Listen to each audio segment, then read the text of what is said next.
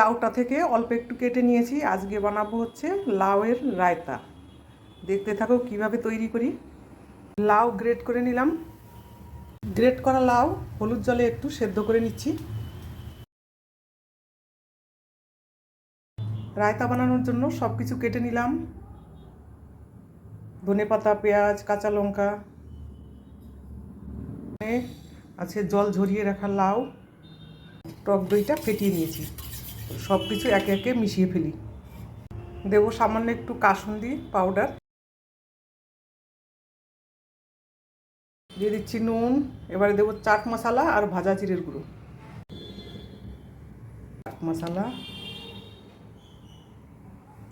তৈরি হয়ে গেল লাউয়ের রায়তা বা লৌকিকা রায়তা। খেতে কিন্তু দারুণ লাগে, তোমরা একবার বানিয়ে খেয়ে দেখতে পারো।